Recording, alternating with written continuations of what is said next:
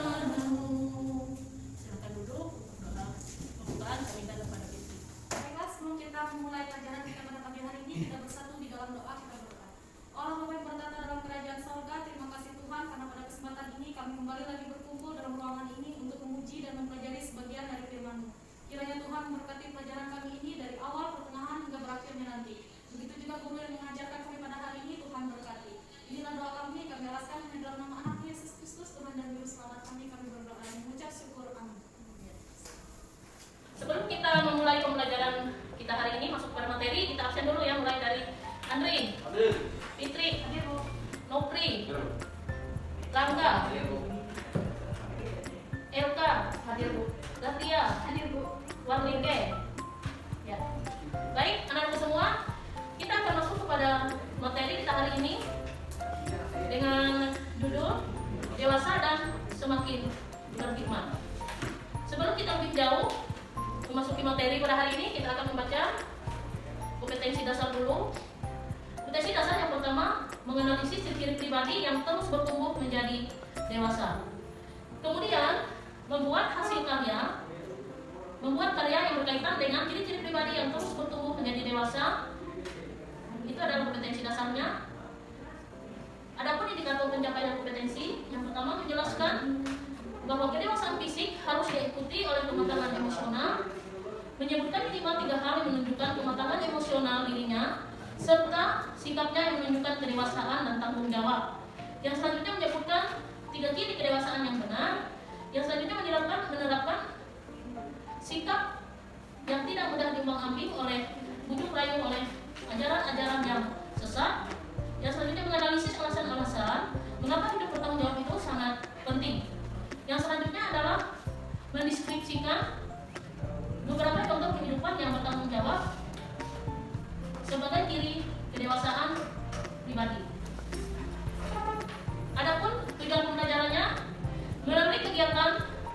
gambar orang yang dewasa dan orang yang tidak dewasa,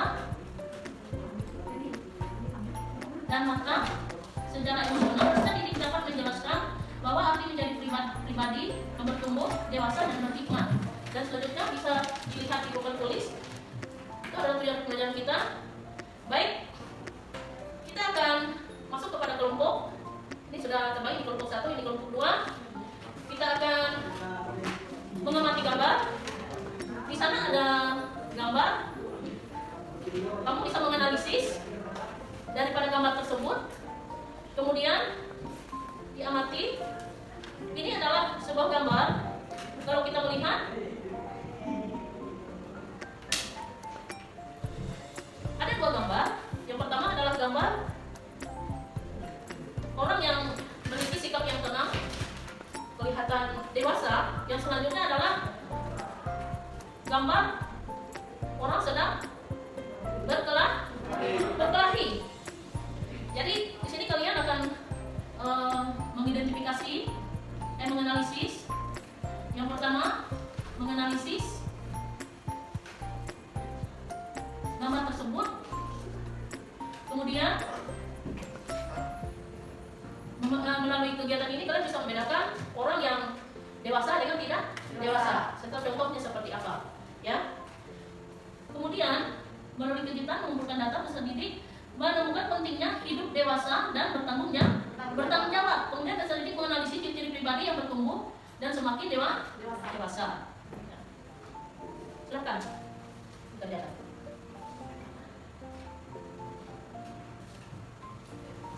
Jadi diamati dulu gambarnya. Habis itu diidentifikasi. Menganalisis arti dewasa. Tentunya setiap hari, setiap saat, secara fisik kita akan mengalami yang namanya pertumbuhan, ya. Ada istilah mengatakan begini, menjadi tua itu adalah pasti, tapi menjadi dewasa itu adalah pilihan. Jadi semuanya itu tergantung kepada diri kita. Kita mau memilih yang mana. Jadi menjadi orang yang dewasa atau menjadi tidak dewasa.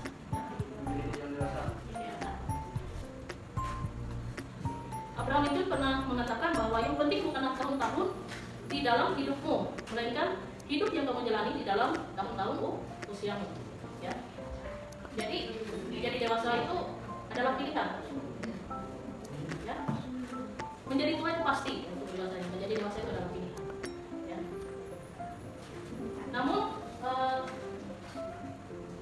sekarang kita memasuki usia dewasa. Yang dikatakan dewasa itu bukan hanya masalah seseorang itu tua atau umurnya sudah tua atau badannya besar dan sebagainya. Tetapi menjadi tua itu adalah bagaimana kita bersikap, bertingkah laku, berperilaku, mengambil suatu keputusan yang benar, yang tepat, yang akhirnya untuk kebaikan diri kita sendiri. Ada yang sudah? Silakan. Ya, silakan. Menurut kami dewasa itu menjadi orang yang dewasa berarti kita bertumbuh tidak hanya dalam pola pikir tetapi juga secara rohani. Kedewasaan itu merupakan suatu tindakan di mana seorang menjadi lebih bijak dalam menyikapi suatu hal, dan kedewasaan juga bukan dilihat dari umur tapi dari tindakan dan perilaku. Ya, bagus. Ya, selanjutnya apa ciri-ciri orang yang sudah dewasa? Yang pertama apa? Berpikir sebelum bertindak. Bertindak itu juga tanda daripada kedewasaan. Apa lagi? Bertanggung jawab. Ya, sebelah sini lagi. Menjadi orang Kristen yang dewasa berarti kamu bertumbuh tidak hanya dalam pola pikir tetapi juga secara rohani. Ya, betul. Bertumbuh menjadi dewasa itu bukan hanya dalam pola pikir, tetapi bagaimana kita bertumbuh juga secara rohani. Rohani itu sangat penting sekali. Sebagai namanya Kristen, kita harus berdampak, kita harus bisa menjadi saksi, kita harus menjadi berkat di tengah dunia ini, di tengah lingkungan pergaulan kita, di masyarakat dan dimanapun berada. Pendapat semuanya pendapatnya bagus, ya.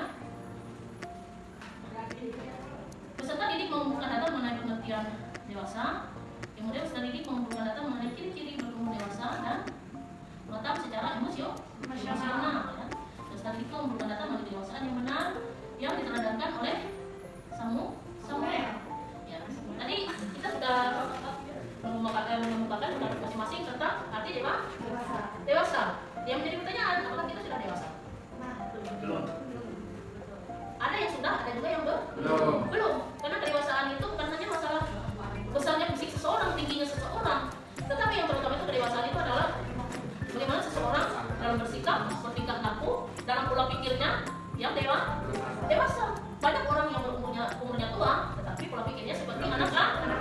Seperti anak-anak. Jadi kita jangan sampai seperti itu. Seperti itu. Contoh kedewasaan kita seperti apa? Sebagai pelajar apa? Kita mengerjakan tugas dengan penuh tanggung jawab. Contoh kedewasaan kita saat kita di rumah apa? Salah satunya. Ya, kalau yang punya adik, adik. Kalau yang punya yang bisa bantu orang tua berarti apa? Membantu orang tua. Jadi itu. Tidak mudah tersulut emosi. Kemudian tidak mudah tersulut emosi. Karena kalau kita melihat terjadi kekacauan, terjadi percekcokan antara saudara kah, antara teman, antara kelompok. Kenapa? Karena susah namanya menahan emosi. Itu cirinya kita belum dewasa. Dari gambar yang kita lihat tadi, yang kita amati tadi, kalau kita melihat yang sukanya tenang, adem, ayem ya, yang sukanya tiduran, ya, berkelahi. Nah, itu yang kita perhatikan di sini bahwa kedewasaan itu sangat penting dan bertanggung jawab juga itu sangat amat penting. Karena hal itulah yang menentukan masa depan kita baik, terarah dan penuh dengan harapan. Ya, kalau kita menjadi orang yang tidak suka menahan diri, cepat marah, cepat tersulut emosi, maka kita dikategorikan orang-orang yang belum dewasa. Tadi kita sudah mengumpulkan data, kemudian kita mengolah data. Nah, di sini kita melihat bahwa siswa dengan pengertian dewasa menurut pemahamannya masing-masing tadi sudah dijelaskannya. Kemudian siswa menyebut ciri kedewasaan yang benar menurut pemahaman masing-masing, mengidentifikasi menjadi dewasa dan matang secara emosional sangat penting. Kemudian siswa mampu menjelaskan dasar alkitabiah tentang menjadi dewasa. Contoh ketidakdewasaan kalau kita melihat tentang cerita siapa itu? Punya Harding. Punya Harding ini adalah seorang pemain sepatu es. Tetapi dia tidak dewasa. Padahal dia tahu rencana daripada teman-temannya untuk melakukan kejahatan, mencelakai Nancy Kerrigan, tetapi dia tidak memberitahukan kepada pihak yang berwajib, sehingga apa? Dia diskor selama seumur hidup. Dia tidak boleh main sepatu es itu untuk selama-lamanya, itu kan fatal. Orang yang tidak dewasa. Kedewasaan yang benar, yang pertama itu keberanian untuk bertanggung jawab. Apa contohnya? Mengakui kesalahan. Ya, mengakui kesalahan. Apalagi? Keberanian bertanggung jawab. Apalagi? Bisa menyelesaikan masalah secara sendiri. Ya, bisa menyelesaikan masalahnya dengan baik. Kemudian apa lagi? Mandiri. Yang kedua adalah kejujuran. Ya, sangat penting. Sebagai umat Kristen, kejujuran itu amat sangat penting. Itu identitas kita sebagai orang Kristen. Hidup dalam kejujuran. Ya. Kemudian yang selanjutnya, hidup yang terarah kepada orang lain. Jadi kita bukan menjadi orang yang egois. Kita menjadi orang yang memiliki empati, memiliki simpati kepada orang sekitar kita, kepada orang-orang yang mungkin kekurangan dan sebagainya. Jadi itu sangat penting, bukan hanya terarah kepada diriku sendiri, tetapi terarah kepada orang lain.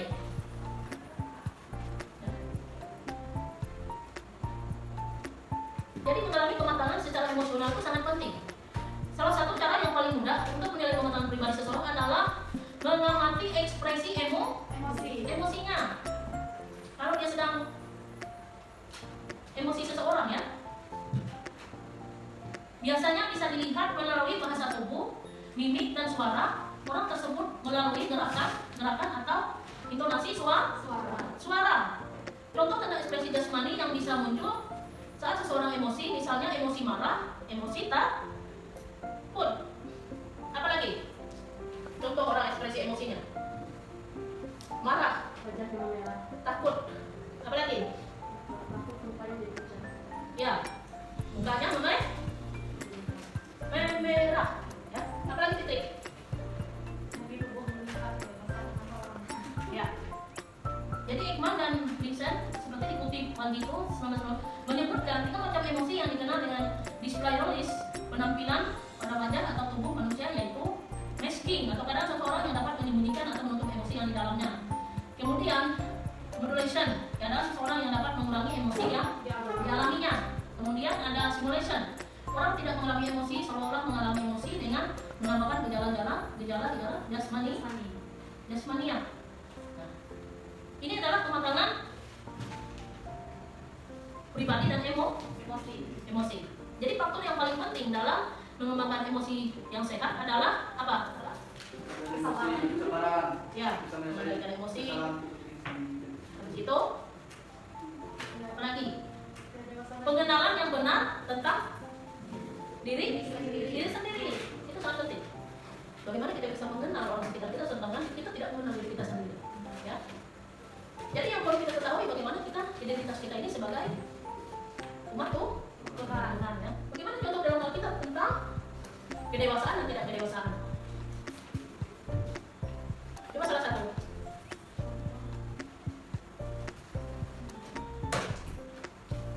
Contoh kedewasaan dan ketidakdewasaan di dalam Alkitab.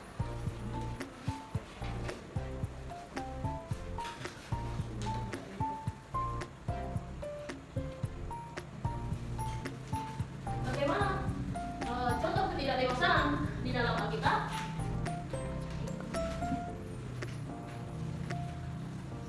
Ya, Putri. Dari cerita Samuel. Silakan berdiri. Ya. Contohnya itu dari Samuel dan Phineas di dalam Alkitab kita dapat menemukan banyak sekali contoh tentang pribadi yang tidak dewasa, tidak matang dan tidak bertanggung jawab. Namun di pihak lain Alkitab juga mengajarkan kepada kita bagaimana cara hidup orang yang matang dan bertanggung jawab itu. Itulah pribadi yang Allah kehendaki di dalam hidup kita. Dalam kitab 1 Samuel 3 ayat 19 dikatakan, dan Samuel makin besar dan Tuhan menyertai dia dan tidak ada satupun dari firman-Nya itu yang dibiarkannya gugur. Samuel adalah salah satu pribadi teladan yang kita temukan di dalam Alkitab. Sejak masa kecil, Samuel telah diserahkan oleh Hana ibunya kepada Imam Eli untuk dibesarkan dan dididik di bait suci Allah di Silo. Hana yang lama tidak mempunyai anak berpesan kepada Allah bahwa apabila ia dikaruniai seorang anak oleh Allah, maka ia harus menyerahkan anak itu kepada Allah. Itulah sebabnya Samuel kemudian diantarkan ke Silo untuk dididik oleh Imam Eli. Yang menarik ialah Samuel ternyata juga mempunyai 2 orang anak laki-laki, yaitu Hofni dan Finehas. Ya. Dari Alkitab kita belajar bagaimana cerita daripada Samuel. Samuel meskipun umurnya sangat muda, tetapi secara kedewasaan dia adalah sangat dewasa, ya. Dalam dia bertindak, dalam dia bertingkah laku, dalam dia bersikap, dalam dia berpikir, dalam dia berperilaku. Dapat kita lihat bagaimana kedewasaan seorang Samuel dengan ketidakdewasaan Hofni dan Finehas. Hofni dan Finehas ini adalah anak daripada Imam Eli. Mereka ini selalu memakan korban persembahan yang diserahkan oleh umat Tuhan ke dalam bait Allah. Mereka memakannya, ya. Itu tanda ketidakdewasaan, seenaknya sendiri, ya. Selanjutnya apa lagi tentang ketidakdewasaan jemaat di Korintus? Bisa sebelah sini.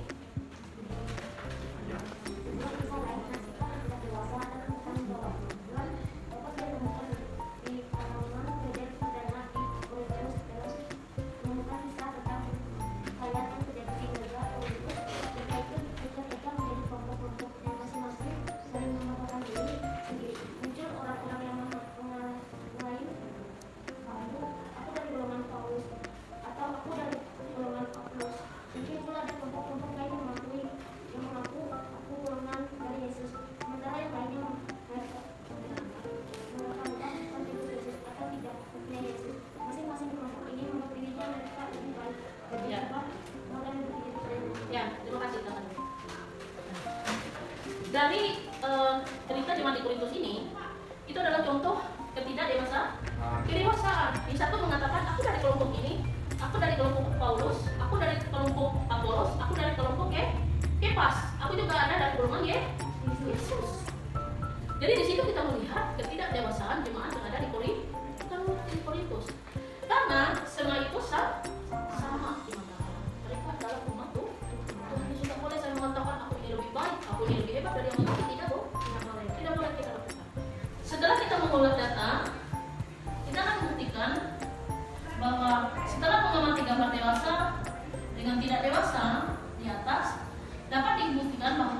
menjadi dewasa itu bukan masalah usia, tinggi dan besarnya fisik seseorang, tapi menyangkut sifat, sikap seseorang yang dewasa serta mengalami kematangan secara emosional.